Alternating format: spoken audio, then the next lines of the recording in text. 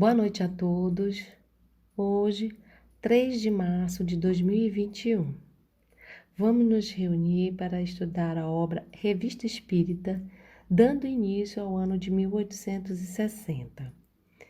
A convite da tia Conceição, eu, Carla, volto para a leitura dos textos e alguns comentários, e ao final a tia também vai fazer alguns comentários. Ainda não estamos reunidas, estamos fazendo eu de minha casa, ela da dela e a Nina fazendo essa edição maravilhosa para ajudar a todos nesse estudo. Estudo que a gente precisa muito fazer, né? Nós vamos ver aqui na introdução da revista o tanto que Allan Kardec fala da importância do estudo.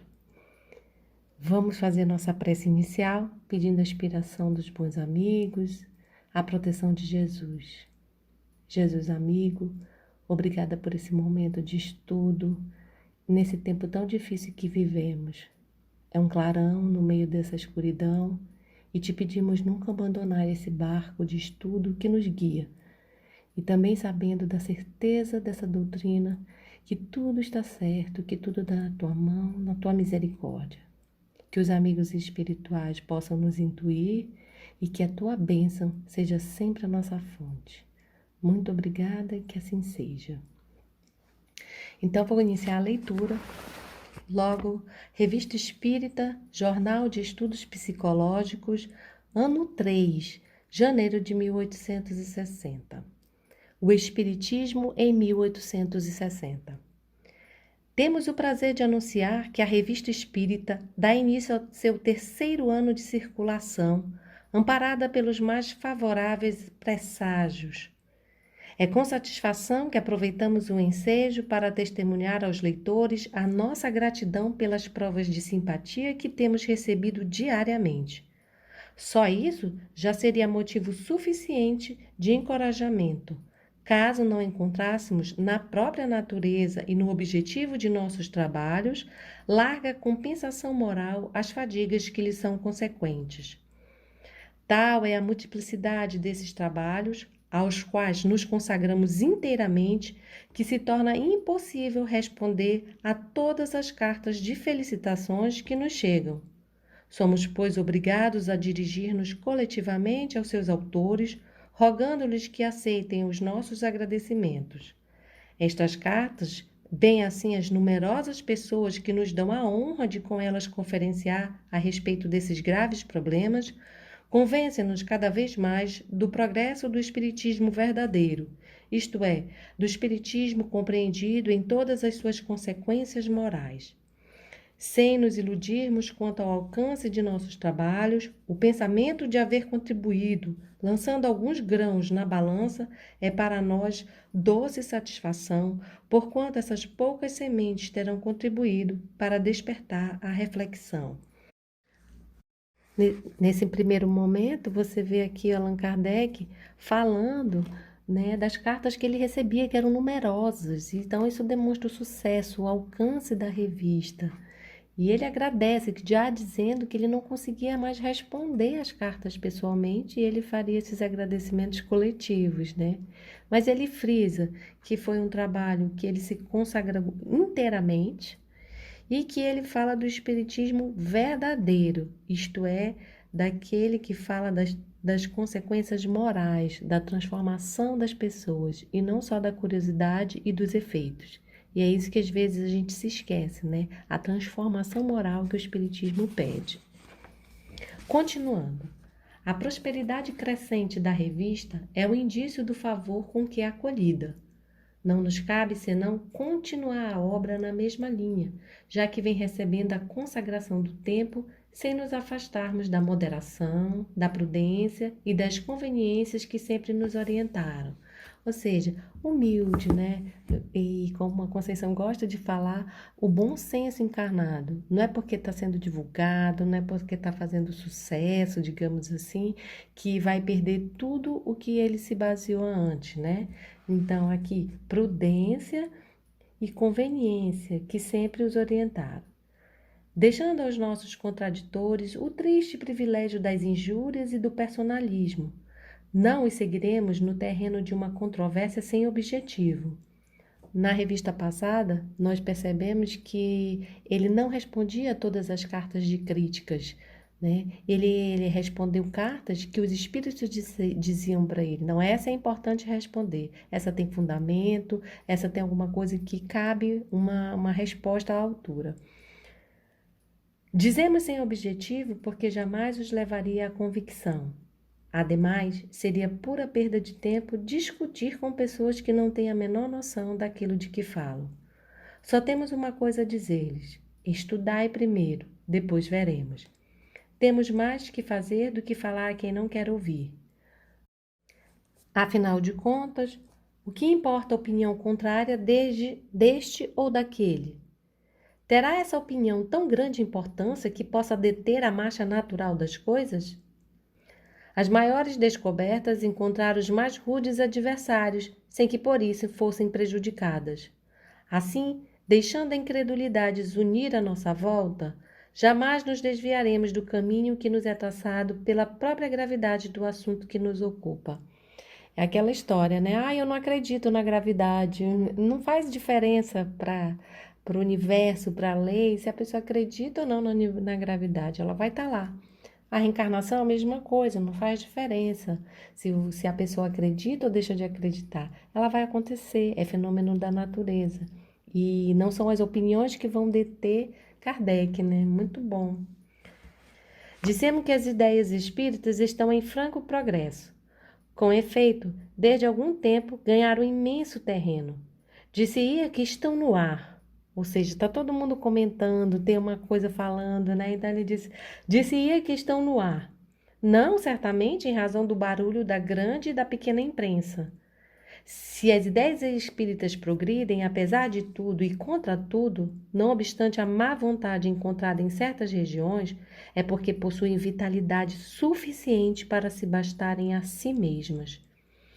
Quem se der ao trabalho de aprofundar a questão do espiritismo, encontra nele uma satisfação moral tão grande, a solução de tantos problemas, que inutilmente havia pedido as teorias vulgares. O futuro se desdobra à sua frente de maneira tão clara, tão precisa e tão lógica, que a si mesmo confessa a impossibilidade de as coisas realmente não se passarem assim, já que um sentimento íntimo lhe dizia que assim deveria ser. É de causar admiração que não as tenha compreendido mais cedo. Desenvolvida, a ciência espírita nada mais faz que formular, tirar do nevoeiro, ideias já existentes em seu foro íntimo. Daí por diante, o futuro se apresenta com um objetivo claro, preciso, perfeitamente definido. Já não marcha ao sabor das ondas, vê o seu caminho. Não é mais esse futuro de felicidade ou de desgraça que a razão não podia compreender e que por isso mesmo o repelia. É um futuro racional, consequência das próprias leis da natureza, capaz de suportar o exame mais severo. Eis porque é feliz e como que aliviado de um imenso peso, o da incerteza, porquanto a incerteza é um tormento. Malgrado seu, o homem sonda as profundezas do futuro e não pode deixar de vê-lo eterno. Compara-o à brevidade e à fragilidade da existência terrestre. Se o futuro não lhe oferece nenhuma certeza, ele se atordoa, concentra-se no presente e, para o tornar mais suportável, entrega-se a todos os excessos. É em vão que a consciência lhe fala do bem e do mal. Diz a si mesmo: o bem é aquilo que me faz feliz. De fato, que motivo teria para ver o bem em outra parte? Por que suportar privações? Quer ser feliz e, para ser feliz, quer gozar. Gozar o que os outros possuem. Quer ouro, muito ouro. A ele se apega como a sua vida, porque o ouro é o veículo de todos os prazeres materiais. Que lhe importa o bem-estar do semelhante? O seu antes de tudo. Quer satisfazer-se no presente, porque não sabe se o poderá mais tarde, no futuro em que não acredita. Torna-se assim ávido, invejoso, egoísta e com todos esses prazeres não é feliz, porque o presente lhe parece muito curto. Qualquer semelhança é mera coincidência com a nossa própria vida, né? Então, quando a gente se entrega só aos prazeres materiais, às sensações, a esse mundo, ao que ele pode nos oferecer, a vida parece vazia. E aí tudo é só tirar vantagem, né? Vou tirar vantagem, vou trabalhar, vou explorar. Mas todo mundo, né, sente esse vazio, diz a Conceição. Você pode estar dormindo num lençol de 100 mil fios e o seu sono não é tranquilo, você não é feliz, não está satisfeito, porque a nossa essência pede mais, né? Com a certeza do futuro, tudo para ele muda de aspecto. O presente é apenas efêmero e o vê passar sem lamentar-se. É menos apegado aos prazeres terrenos porque só lhe trazem uma sensação passageira, fugidia, que deixa vazio o coração. Aspira a uma felicidade mais duradoura e, consequentemente, mais real. E onde poderá encontrá-lo senão no futuro? Mostrando-lhe, provando-lhe esse futuro, o Espiritismo o liberta do suplício da incerteza, e isso o torna feliz. Ora, aquilo que traz felicidade sempre encontra partidários. Os adversários do Espiritismo atribuem sua rápida propagação a uma febre supersticiosa que se apodera da humanidade, o amor do maravilhoso. Antes, porém, precisariam ser lógicos. Aceitaremos o seu raciocínio, se é que a isso podemos chamar de raciocínio, quando tiverem explicado claramente por que essa febre atinge justamente as classes esclarecidas da sociedade em vez das ignorantes. Quanto a nós, dizemos que é porque o Espiritismo apela ao raciocínio e não à crença cega, que as classes esclarecidas o examinam, refletem e o compreendem. Ora, as ideias supersticiosas não suportam o exame. E aqui o Kardec fala da crítica que recebe, né? Que por que o Espiritismo está fazendo sucesso? Porque os homens têm amor ao maravilhoso, né? Que é uma verdade sobre fadas, duendes, poções mágicas, que tudo resolve. Mas Allan Kardec refuta esse pensamento, mostrando que quem está examinando as ideias espíritas são as classes esclarecidas, que examinam, que vão a fundo e veem que faz sentido. Aliás, todos vós que combateis o Espiritismo, chegais a compreendê-lo? Estudastes, percrustastes seus detalhes, pesastes maduramente todas as suas consequências? Não, 1000 vezes não. Falais de algo que não conheceis. Todas as vossas críticas, e não falo das tolas, vulgares e grosseiras críticas, despidas de qualquer raciocínio e que não têm nenhum valor. Refiro-me às que pelo menos têm aparência de seriedade. Todas as vossas críticas, repito, acusam a mais completa ignorância do assunto. O que acontece muito hoje, né? A pessoa fala sem saber. E em tempos de WhatsApp, então, né? Todo mundo entende de vacina, de ciência, de astronomia, tudo. Então, o cuidado que Allan Kardec tem e fica pra gente esse recado. Estudar, estudar, estudar. Seja de que assunto for, né? Para criticar, é necessário poder opor raciocínio a raciocínio, prova a prova. Será isto possível sem conhecimento aprofundado do assunto de que se trata? Que pensarias de quem pretendesse criticar um quadro sem possuir, pelo menos em teoria, as regras do desenho e da pintura? Discutir o mérito de uma ópera sem saber música? Sabeis a consequência de uma crítica ignorante? É ser ridículo e revelar falta de juízo. Quanto mais elevada a posição do crítico, tanto mais ele se põe em evidência, tanto mais seu interesse lhe exige precaução, atenção, ponderação, a fim de não vir a receber desmentidos sempre fáceis de dar a quem quer que fale daquilo que não conhece. É por isso que os ataques contra o espiritismo têm tão pouco alcance e favorecem o seu desenvolvimento, em vez de detê-lo. Esses ataques são propaganda, provocam o exame, e o exame só nos pode ser favorável, porque nos dirigimos à razão. Não há um só artigo publicado contra a doutrina que não nos tenha proporcionado um aumento de assinaturas e de vendas de obras. O do Sr. Oscar Comentan, no vide o siècle de 27 de outubro passado e nossa resposta na revista do mês de dezembro de 1859. Voltem lá que a gente fez um bom comentário sobre isso, sobre o que o seu comentando falou e as respostas do Kardec que foram solicitadas que foi solicitado pelos espíritos que ele desse resposta, né? Porque ele não respondia todas as críticas. Essa foi solicitada. Então, o do senhor Oscar Comentan, vídeo século 27 de outubro passado, e nossa resposta na revista do mês de dezembro de 1859, provocou a venda em poucos dias, na Casa Ledoyen, de mais de 50 exemplares da famosa sonata de Mozart, que custa 2 francos, preço líquido, segundo a importante e espirituosa observação do senhor Comentan. Os artigos do Univers de 13 de abril e 28 de maio de 1859, ver nossa resposta nos números da revista de maio e julho de 1859, esgotaram rapidamente o que restava da primeira edição de O Livro dos Espíritos, bem como outros. Mas voltemos a coisas menos materiais. Enquanto não opuserem ao Espiritismo senão argumentos desta natureza, ele nada tem a temer.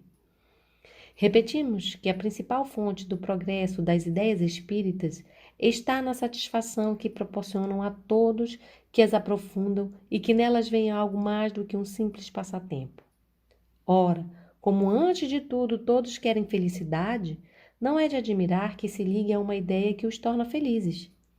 Dissemos em algum lugar que, tratando-se de espiritismo, o período da curiosidade passou, dando lugar ao da razão e da filosofia. A curiosidade tem tempo certo. Uma vez satisfeita, muda-se o objetivo por um outro. Já não se dá a mesma coisa com quem se dirige ao pensamento sério e à razão. O espiritismo progrediu principalmente a partir do momento em que passou a ser mais bem compreendido em sua essência íntima, desde que se viu o seu alcance, porque toca na corda mais sensível do homem, a de sua felicidade, mesmo neste mundo. Aí reside a causa de sua propagação, o segredo da força que o fará triunfar. Vós todos que atacais o espiritismo, quereis um modo seguro de combatê-lo com sucesso? Eu vos-lo indico. Substituí-o por algo melhor. Encontrai uma solução mais lógica a todas as questões que ele resolve. Dai ao homem outra certeza que o torne mais feliz e compreendei bem o alcance da palavra certeza, porque o homem só aceita como certo o que lhe parece lógico. Não vos contenteis em dizer que isso não é, pois é muito fácil. Provai, não pela negação, mas pelos fatos, que isso não é, jamais foi e não pode ser. Provai finalmente que as consequências do espiritismo não tornam melhores os homens pela prática da mais pura moral evangélica, moral muito elogiada, mas pouco praticada. Quando tiverdes feito isso, serei o primeiro a inclinar-me perante vós. Até lá, permiti que encare vossas doutrinas, que são a negação completa do futuro, como a fonte do egoísmo, verme que corrói a sociedade e, consequentemente, como um verdadeiro flagelo. Sim, o espiritismo é forte, mais forte do que vós, porque se apoia nos próprios alicerces da religião, Deus, a alma e as penas e recompensas futuras baseadas no bem e no mal que se faz. Vós vos apoiais na incredulidade. Ele convida o homem à felicidade, à esperança, à verdadeira fraternidade. Vós lhe ofereceis o nada como perspectiva e o egoísmo como consolação. Ele tudo explica, vós nada explicais. Ele prova pelos fatos e vós nada provais. Como pretendeis que se vacile entre as duas doutrinas? Kardec aqui, com a sua inteligência, mais uma vez, né, fala aos críticos, vocês querem atacar o espiritismo e um meio de combater o espiritismo? Então coloca outra coisa no lugar, alguma coisa melhor do que o espiritismo vem trazer, com lógica, com lucidez, com raciocínio. E sabe que não vai acontecer, né? Porque ele fala aqui no final, ó, tudo o espiritismo dá uma explicação, tudo tem uma lógica e as outras teorias não dão. É só o nada. Então, assim, tudo é egoísmo. Se só isso existe o mundo, se o materialismo é o que vence, então vamos ser egoístas, porque se eu vou morrer e vai para lugar nenhum, vou aproveitar a vida, não é? Em resumo, constatamos, e cada um vê e sente como nós, que o Espiritismo deu um passo imenso no ano que findou, e esse passo é a garantia daquele que haverá de dar no ano que começa. Não somente o número de seus partidários aumentou consideravelmente, como uma notável mudança operou-se na opinião geral, mesmo entre os diferentes. Disse que no fundo de tudo isso bem poderia haver alguma coisa, que não se deve ser apressado em julgá-lo. Os que assim agiam, dando de ombros, começam a temer o ridículo sobre si mesmos, ao ligarem o próprio nome a um julgamento precipitado que poderá ser desmentido. Deste modo, preferem calar-se e esperar. Sem dúvida, durante muito tempo ainda haverá pessoas que, nada tendo a perder com a opinião da posteridade, procurarão denegri-lo. Umas por caráter ou por estado de ânimo, outras por cálculo. Mas nós nos acostumamos à ideia de hospício, desde que nos vejamos em boa companhia. E como tantas outras, esta piada sem graça torna-se um lugar comum, com a qual ninguém se incomoda, porque no fundo desses ataques vê-se a mais absoluta falta de raciocínio.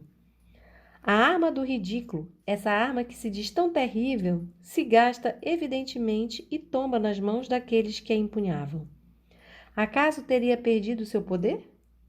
Não, contanto que não desfira golpes em falso. O ridículo não mata senão o que é ridículo em si, tendo de sério apenas a aparência, porque fustiga o hipócrita e lhe arranca a máscara. Mas aquilo que é verdadeiramente sério só receberá golpes passageiros e sairá sempre triunfante da luta. Vede se uma só das grandes ideias que foram ridicularizadas em sua origem pela turba ignorante e invejosa caiu para não mais se erguer. Ora, o Espiritismo é uma das maiores ideias, porque toca na questão mais vital, a da felicidade do homem. E não se brinca impunemente com semelhante problema. Ele é forte porque tem suas raízes nas próprias leis da natureza e responde aos inimigos fazendo, desde o início, a volta ao mundo. Alguns anos mais e seus detratores, impotentes para combatê-lo pelo raciocínio, encontrar-se-ão de tal modo ultrapassados pela opinião dominante, de tal forma isolados, que se verão forçados a calar ou abrir os olhos à luz. E é o que nós temos hoje, né? O Espiritismo difundido, sua doutrina, com outros tipos de luta agora e não mais para formar a sua veracidade, né? Agora a gente tem a unidade, tem que ver a unidade, a humildade, a transformação moral mesmo, é isso que nos acontece. E assim finalizamos mais um estudo, agradecendo ao Senhor Jesus a oportunidade e aos amigos espirituais que nos inspiraram. Fica conosco, Senhor, hoje e sempre.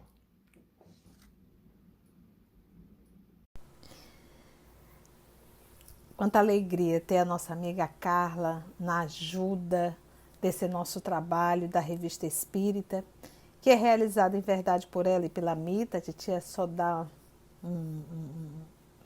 uma canjinha, como a gente diz, né? Também compartilha. Então, fica o nosso agradecimento.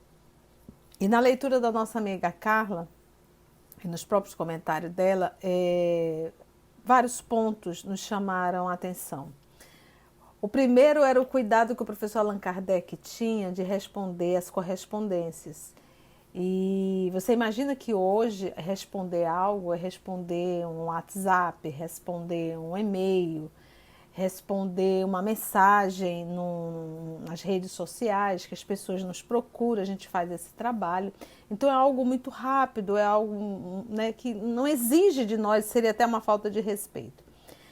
E o professor Allan Kardec fazia isso com correspondência. Imagina ter que escrever, selar a carta, levar até o correio, fazer todas as anotações do endereço. Então a gente via que era um trabalho muito maior, mas ele tinha esse cuidado. E aí a gente vai observar que em 1860 ele já coloca em público na revista que já não haveria mais possibilidade de fazer esse trabalho, de responder um a um como ele fazia. Que agora ele teria que realmente responder no coletivo pela própria Revista Espírita, né? Então ele já aproveitava logo a introdução da Revista Espírita de 1860 para fazer essa comunicação, porque que ele não estaria mais, porque o número aumentou muito. O número de adeptos, o número de pessoas com interesse em conhecer o Espiritismo, realmente em 1860 tomou um número muito maior. E novamente a gente vai ver aquele movimento dele não responder aos inimigos do Espiritismo em absoluto. E a advertência que ele sempre fazia é que para que você critique algo é necessário que você conheça. Então, se dê pelo menos ao trabalho de conhecer antes de criticar. Então, ele observava que as próprias críticas das pessoas tinham origem de quem não tinha absolutamente nenhum conhecimento da doutrina espírita. E sempre aquele movimento de me apresente algo melhor, me apresente algo que console, algo que traga alegria de volta à vida de uma pessoa, e aí eu deixarei o Espiritismo. E absoluto, ninguém fez isso, né? Então, é belíssimo o trabalho do professor Allan Kardec, é uma delícia estarmos juntos estudando a obra Revista Espírita do ano de 1860 e pedimos, sim, infinitamente, que a espiritualidade possa conduzir a todos nós, em particular a nossa amiga Aramita e a nossa amiga Carla, que irão conduzir esse estudo. E tudo que nós fazemos, meus amigos, é em nome do nosso Senhor Jesus e com essa vontade que nós carregamos de compartilhar os nossos estudos e juntos podermos estudar essa doutrina que nos traz verdadeiramente, como diz Allan Kardec em Revista Espírita, muitas alegrias. Então, um beijo enorme da tia e até o nosso próximo estudo na obra Revista Espírita. Já agradecendo infinitamente a Deus, nosso Pai, e aos nossos amigos espirituais que sempre estão nos inspirando e nos conduzindo. Um grande abraço e até a próxima semana.